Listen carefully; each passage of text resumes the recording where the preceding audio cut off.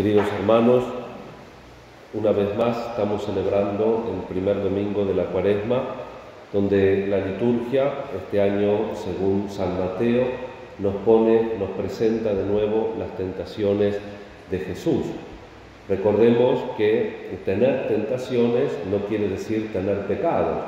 Los pecados suceden a la tentación. Cuando uno sucumbe a la tentación, ahí uno tiene pecado. Y Jesucristo se encarna precisamente para compartir en todo nuestra naturaleza. Y por lo tanto también Jesús tiene tentaciones. Estas tentaciones que las tiene también por voluntad del Padre.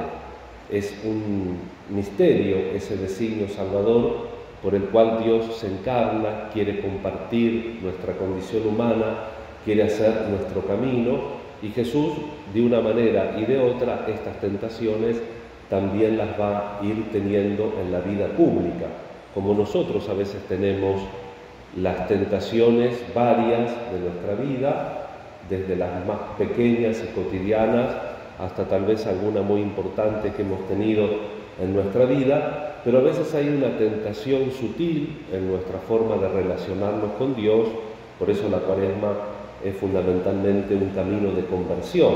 Una y otra vez, precisamente como somos frágiles, tenemos que purificar nuestra intención, nuestra mirada interior, nuestra inteligencia y nuestra voluntad para seguir a Jesús. Y esa tentación es, de alguna manera, manipular a Dios. Las tentaciones que Jesús tiene en el desierto, fíjense ustedes que son a partir de la palabra de Dios.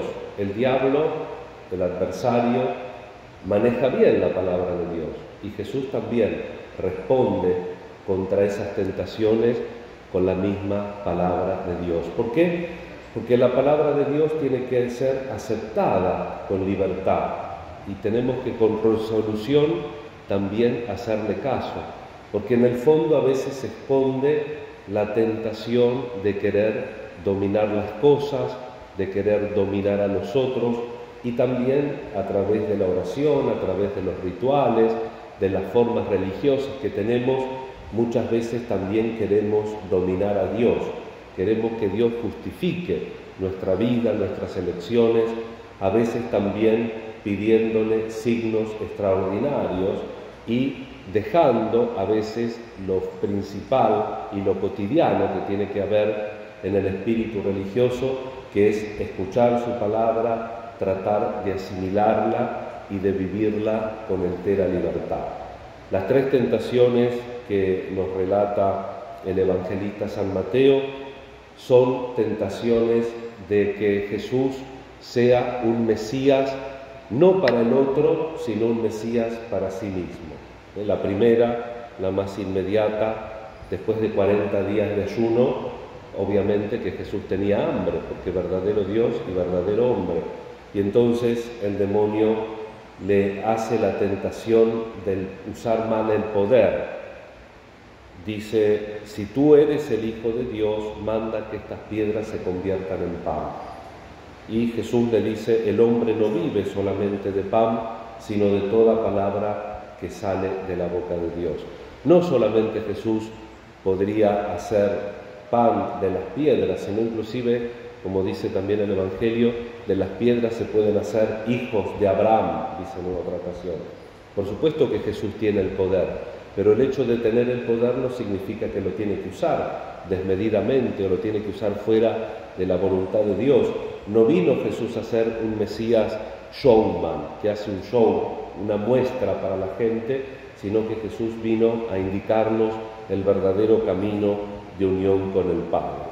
Luego dice que el demonio lo lleva a la ciudad santa, lo pone en la parte más amplia del templo y le pide que se tire para que se cumpla la Escritura, que los ángeles no van a dejar que se lastime el pie. Y otra vez, usar la fuerza de Dios en beneficio propio. Jesús no vino para sí, vino para todos. Cuando uno quiere ganar la vida, nos enseña Jesús, la tiene que perder. Y cuando uno egoístamente se abraza a la propia vida mirándose el ombligo, dice Jesús, esa vida está perdida porque no tiene sentido. Y la última tentación es el demonio le hace ver todas las ciudades, el mundo, los reinos, el esplendor, y le dice, te daré todo esto si te postras para adorarme. En otro de los sinópticos explica más todavía, dice, te daré esto para adorarte porque es mío. Y Jesús no le pelea, no dice que los reinos del mundo son del demonio, como tampoco a Pilato. ¿Se acuerdan cuando está, lo vamos a ver en Semana Santa, cuando Jesús está ante Pilatos y no le responde?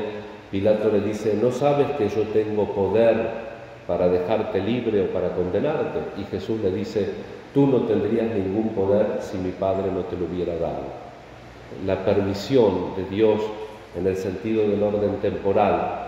El único que realmente tiene autoridad es Dios. Las personas tienen poder.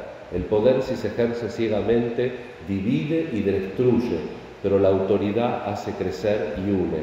Y Jesús es un Mesías que rechaza el poder. Él no quiere el poder fáctico, Él quiere tener la autoridad de una vida entregada por Dios. Y ante esa falta de respeto, por así decirlo, del demonio, Jesús corta las tentaciones con la Sagrada Escritura y le dice, adorarás solo al Señor tu Dios. Y hermanos, este es el primer mandamiento. Tal vez no es el más evidente. Los más evidentes son robar, matar, tal vez la infidelidad en un matrimonio.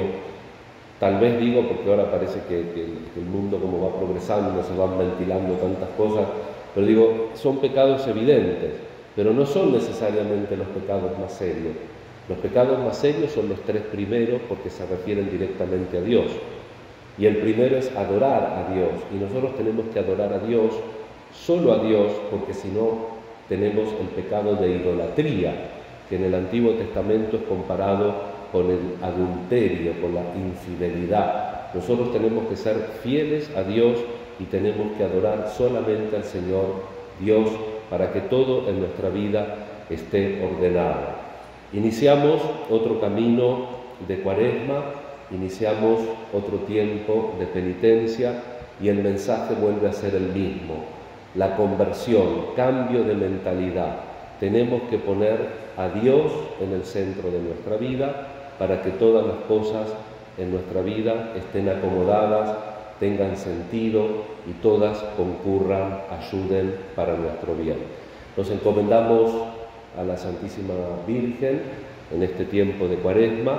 Le pedimos al Señor que nuestra Cuaresma no sea un mero rito, que no sea que vamos a la iglesia y vemos la mayor parte de los días al cura de violeta, de morado, y poca cosa más. Bueno, después viene la Semana Santa, hacemos el Vía Crucis y después continuamos la vida como aquí no pasó nada, sino que en esta Cuaresma hagamos un esfuerzo de conversión, según la etimología latina.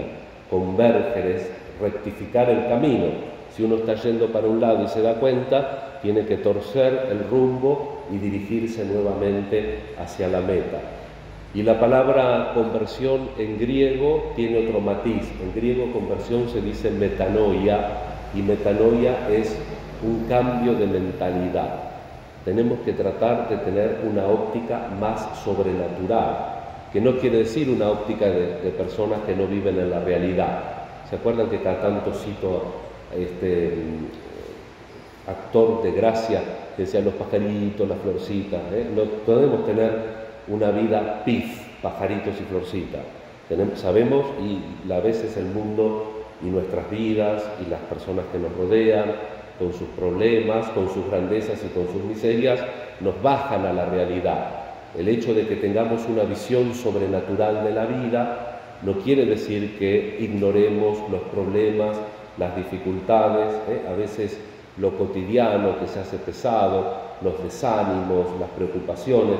Todas esas cosas siempre nos van a estar acechando, pero si tenemos una visión sobrenatural, le vamos a dar sentido y la vamos a poner en su lugar. Y si verdaderamente, como Jesús nos enseñó, te fijas, dice un autor sagrado, que eres tentado y que Jesús fue tentado, fíjate también que Jesús venció la tentación. Y Jesús vence la tentación poniendo a Dios en su lugar. No tentarás al Señor tu Dios. A Dios solamente adorarás. Si Dios está en el centro de nuestra vida, todas las cosas se pueden solucionar, todas las cosas que no se pueden solucionar tienen un sentido y nuestra vida se dirige a la meta donde nos espera la misericordia y el amor de Dios nuestro Padre. Recemos por todas nuestras necesidades e intenciones y pidamos al Señor tener una Cuaresma provechosa donde tratemos de seguirlo más de cerca, de superar alguna dificultad en el orden espiritual y mirar también con firmeza, esperanza y confianza todas las situaciones difíciles de nuestra vida. Que así sea.